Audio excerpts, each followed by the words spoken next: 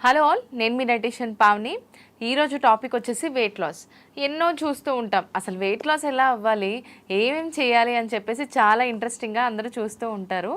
కానీ ఈ వీడియో చాలా హెల్ప్ అవుతుంది, ఎందుకంటే వెయిట్ లాస్ జర్నీలో అందరూ చేసే టాప్ 3 మిస్టేక్స్ నేను ఇక్కడ క్లియర్గా ఎక్స్ప్లెయిన్ చేయబోతున్నాను. ఫస్ట్ మిస్టేక్, యోగా వల్ల అన్నీ అవుతాయని అనుకుంటారు. యోగా వల్ల అన్నీ అవుతాయండి, యోగా వల్ల మనకు చాలా హెల్త్ బెనిఫిట్స్ ఉన్నాయి, నేను కాదనట్లేదు. కానీ యోగా చేస్తే మనకు ఫ్యాట్ లాస్ అవ్వదు. యోగా వల్ల మనకు మజిల్ అనేది స్ట్రెచ్ అవుతుంది. కానీ యోగాతో పాటు మీరు weekly twice or thrice strength training చేస్తేనే మీకు ఫ్యాట్ లాస్ ప్రాసెస్ ప్రాపర్గా అవుతుంది అండ్ తగ్గిన వెయిట్ బ్యాక్ రాకుండా జరుగుతుంది అనమాట. So yoga is the very best. దాంతోపాటు వీక్లీ ట్వైస్ అయినా సరే మీరు స్ట్రెంగ్త్ ట్రైనింగ్ అనేది యాడ్ చేయాలి. మరి స్ట్రెంగ్త్ ట్రైనింగ్ ఎలా యాడ్ చేయాలి పావని అని అడిగితే కనుక, మీరు 1 kg డంబుల్స్ కానీ 2 kg డంబుల్స్ కానీ కొనుక్కోవచ్చు. లేదంటే ఇంట్లో వాటర్ బాటిల్స్ ఉంటాయి, వాటర్ బాటిల్స్తోనైనా సరే మీరు జస్ట్ బైసెప్స్ నార్మల్ వర్కౌట్స్ అనేది ఇంట్లో అయినా చేయొచ్చు.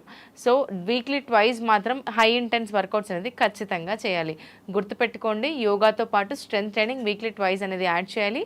వాకింగ్ కూడా పోస్ట్ మీల్ వాక్స్ చేస్తూ ఉండండి. అంటే తినగానే వాకింగ్ చేయమని నేను చెప్పట్లేదు, తిన్న తర్వాత అట్లీస్ట్ ఒక 20 minutes ఆగి మీరు పోస్ట్ మీల్ వాక్కి వెళ్ళండి. పోస్ట్ మీల్ వాక్ ఎంతసేపు చేయాలి? 20 minutes ఫైన్ అండి. పోస్ట్ మీల్ వాక్ ఖచ్చితంగా బ్రేక్ఫాస్ట్, లంచ్, డిన్నర్ అయిన తర్వాత అట్లీస్ట్ పోస్ట్ మీల్ వాక్స్ అనేది చేస్తేనే మనకు వెయిట్ లాస్ జర్నీ చాలా బ్యూటిఫుల్గా ఉంటుంది, మన మెటబాలిజం కూడా ఇంప్రూవ్ అవుతుంది. సెకండ్ మిస్టేక్ ఏంటంటే, చాలామంది ఏంటంటే ఫుడ్ ప్రాపర్గా తీసుకోకుండా వెయిట్ లాస్ అవుదామని అనుకుంటూ ఉంటారు. ఫుడ్ ప్రాపర్గా తీసుకోకుండా ఉంటే, నేను తినే కదా వెయిట్ లాస్ అయ్యాను అని చెప్పేసి చాలామంది చెప్తూ ఉంటారు. తిని వెయిట్ లాస్ అయ్యాం, మరి ఎలాంటి ఫుడ్ తీసుకొని వెయిట్ లాస్ అయ్యాం అనేది first of all root cause తెలుసుకోవాలి.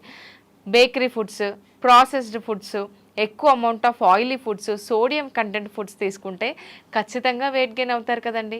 మనం ఫుడ్ ప్రాపర్గా తీసుకుంటూ వెయిట్ లాస్ ఎలా అవ్వాలి అంటే, మన డైట్లో బ్యాలెన్స్డ్ మీల్స్ ఇంక్లూడ్ చేయాలన్నమాట. వెజిటేబుల్స్, ప్రోటీన్ కంటెంట్ ఫుడ్స్ ఖచ్చితంగా మన డైట్లో ఇంక్లూడ్ చేస్తే బ్యూటిఫుల్గా మన వెయిట్ లాస్ జర్నీ అనేది ఉంటుంది.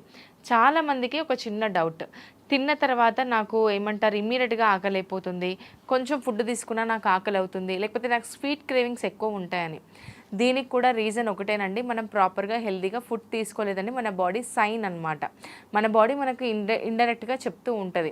స్వీట్ క్రేవింగ్స్ ఎక్కువ ఉన్నాయా, మీ డైట్లో ప్రోటీన్ తక్కువ ఉందని మన బాడీ ఆల్రెడీ మనకు చెప్తూ ఉంటుంది ఇండైరెక్ట్గా, మనం అది ఖచ్చితంగా తెలుసుకోవాలి. సో మీ డైట్లో వెజిటేబుల్స్, అందరూ పచ్చి కూరగాయలే తినాలేమో వెయిట్ లాస్ జర్నీలో అని అనుకుంటారు. పచ్చి కూరగాయలే తినాల్సిన అవసరం అస్సలు లేదండి. పచ్చి కూరగాయలు లేకుండా మీరు కుక్ చేసిన వెజిటేబుల్స్ అయినా సరే ఖచ్చితంగా తీసుకోండి. కానీ గుర్తుపెట్టుకోండి, పచ్చివి ఏమేమి తీసుకోవాలి?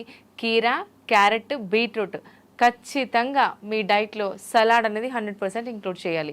అంటే లంచ్ స్టార్ట్ వచ్చేసి మీ ఈ వెజిటేబుల్ సలాడ్తో స్టార్ట్ చేయండి. డిన్నర్లో సూప్ లాంటిది తీసుకుంటూ ఉండండి, మీ ఫుడ్తో పాటు తీసుకుంటూ ఉండాలి. వీటిని నెగిటివ్ క్యాలరీస్ అంటాం. అంటే ఇప్పుడు కీరాలో క్యాలరీస్ ఎంత తక్కువ ఉంటాయి? హార్డ్లీ మనకు వచ్చేది 20 క్యాలరీస్ వచ్చేస్తాయి 15 స్లైసెస్లో. సో ఇప్పుడు మనం కీరా తీసుకున్న తర్వాత మన బాడీ డైజెస్ట్ చేయడానికి ఎక్కువ క్యాలరీస్ని బర్న్ చేయాల్సి ఉంటుంది. దీన్ని నెగిటివ్ క్యాలరీస్ అంటారు. అంటే ఇండైరెక్ట్గా మనం ఫుడ్ తీసుకుంటూ ఎక్కువ క్యాలరీస్ని బర్న్ చేస్తున్నాం అనమాట. డైలీ మీ డైట్లో కీరా, క్యారెట్, బీట్రూట్ ఖచ్చితంగా ఇంక్లూడ్ చేయడానికి ప్లాన్ చేయండి. అండ్ సెకండ్ థింగ్ వచ్చేసి ప్రోటీన్ ఫుడ్ ఖచ్చితంగా ఇంక్లూడ్ చేయండి. అందరూ చేసే మిస్టేక్, థర్డ్ మిస్టేక్ చెప్పబోతున్నాను. అదే మిస్టేక్ వచ్చేసి ప్రోటీన్ ఇంక్లూడ్ చేయకపోవడం. ప్రోటీన్ అనగానే అందరూ ఒక డ్రగ్స్ కంటే డేంజరస్గా ప్రోటీన్ని చూస్తూ ఉంటారు. అసలు వే ప్రోటీన్ తీసుకోమంటే ఇంకా అది చాలా డేంజరస్, ఆరోగ్యం పాడవుతుందని చెప్పేసి అసలు వే ప్రోటీన్ తీసుకోరు.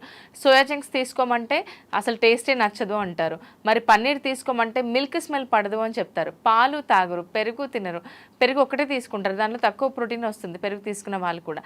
మరి వెజిటేరియన్స్కి ప్రోటీన్ ఎలా వస్తుంది చెప్పండి? ఖచ్చితంగా గుర్తుపెట్టుకోండి, ప్రోటీన్ రిచ్ ఫుడ్స్ 100% మన డైట్లో ఇంక్లూడ్ చేయాలి. ఒకవేళ మీకు ఇవన్నీ నచ్చకపోతే whey protein is the best option. Plain whey protein దొరుకుతుంది, ఒక స్పూన్ తీసుకుంటే మనకు 25 grams ఆఫ్ ప్రోటీన్ వస్తుంది. అలా అయినా మన డైట్లో ప్రోటీన్ని కంపెన్సేట్ చేసుకోవచ్చు. అదేమంత డేంజరస్ కాదు. ఎప్పుడు డేంజర్ అవుతుందంటే ప్రోటీన్ టూ మచ్ తీసుకున్నప్పుడు, ప్రోటీన్ పౌడర్స్ మీద డిపెండ్ అయి ఉన్న వాళ్ళకి అది డేంజరస్. మనం అలా ఏం డిపెండ్ అవ్వట్లేదు కదా. 1 scoop of whey protein is fine for day. So అది మాత్రం ఖచ్చితంగా గుర్తుపెట్టుకోండి. వెజిటేరియన్స్, నాన్ వెజిటేరియన్స్ అయితే ఎగ్స్ తీసుకోవచ్చు, చికెన్ బ్రెస్ట్ అంటే skinless boneless breast part chicken తీసుకోవచ్చు నాన్ వెజిటేరియన్స్. మరి వెజిటేరియన్స్కి ప్రోటీన్ సోర్సెస్ చాలా ఉంటాయి, నాన్ వెజిటేరియన్కి వెజిటేరియన్ కూడా ఉంటుంది కాబట్టి కంప్లీట్ ప్రోటీన్ సోర్సెస్ చెప్తాను. పన్నీర్ అయిందనుకోండి, ఎక్కువ అమౌంట్ కాకుండా 40 to 50 గ్రామ్స్ ఆఫ్ పన్నీర్ తీసుకోండి మీరు వెయిట్ లాస్ జర్నీలో ఉన్నప్పుడు. సోయా చంక్స్ అయిందనుకోండి 40 గ్రామ్స్ ఆఫ్ సోయా చంక్స్ మీరు తీసుకోవచ్చు. థర్డ్ వచ్చేసి శనగలు కానీ పెసర్లు కానీ చిక్ పీస్ కానీ బఠానీలు కానీ నైట్ ఒక 40 గ్రాములు నానబెట్టేసి మార్నింగ్ నానబెట్టిన తర్వాత ఉడకబెట్టిన తీసుకోవచ్చు, పచ్చివైనా తినొచ్చు. మొలకెత్తిన గింజలు కూడా చాలా చాలా ఇంపార్టెంట్. బేసన్ చీల, శనగపిండితో బేసన్ చీల యూస్ చేయడం, ఇది కూడా మీరు కంటిన్యూ చేయొచ్చు, బేసన్ చీల ఇలాంటివి తీసుకోవడం. సో ఇది వెజిటేరియన్ ప్రోటీన్స్. పప్పు ధాన్యాలు ఖచ్చితంగా ఇంక్లూడ్ చేస్తూ ఉండండి, ఇలా మన డైట్లో ప్రోటీన్ వస్తుంది. యూజువల్గా సౌత్ ఇండియన్స్ చేసేది ఏంటంటే మార్నింగ్ ఇడ్లీ దోశ తీసుకున్నామా, మధ్యాహ్నం రైస్ తీసేసుకున్నామా, లేకపోతే డిన్నర్లో చపాతీ తీసుకున్నామా అని అనుకుంటారు. మరి ఇక్కడ మార్నింగ్ ఇడ్లీ, మధ్యాహ్నం అన్నం, నైట్ చపాతీ, ఈ మూడు అనేవి కార్బోహైడ్రేట్సే. ఇక్కడ మనకు ప్రోటీన్ ఎక్కడ దొరుకుతుంది? చలో అండి నేను పప్పు తింటాను అని చెప్తారు. పప్పు ఎంత తీసుకుంటాం? ఒక కప్పు పప్పు తీసుకుంటాం, అంటే లైక్ పాలకూర పప్పు కావచ్చు, ఏదైనా ఒక పప్పు ఒక కప్పు తీసుకుంటాం, అంతకంటే ఎక్కువ తీసుకోం కదా. మరి ఈ పప్పుతో మనకి ఎంత గ్రామ్స్ ఆఫ్ ప్రోటీన్ వస్తుంది? ఒక కప్పు పప్పులో, ఉడకబెట్టిన పప్పులో మనకు వచ్చేది 8 to 10 గ్రామ్స్ ఆఫ్ ప్రోటీన్.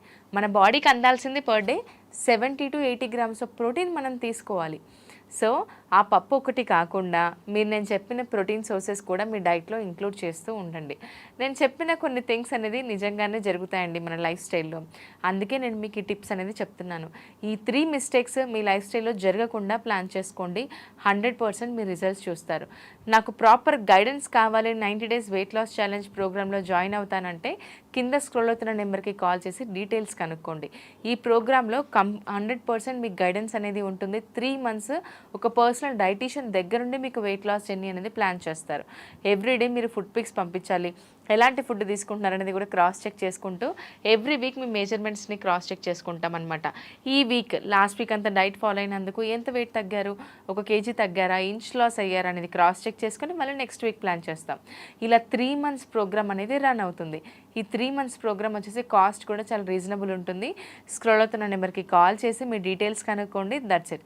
ఇంకా నేను ఏదైనా మీకు టాపిక్ చెప్పాలి అని అనుకుంటే కమెంట్ సెక్షన్లో మెన్షన్ చేయండి. అంటిల్ దెన్ నెక్స్ట్ వీడియోలో మీతో కలుస్తాను. Thank you.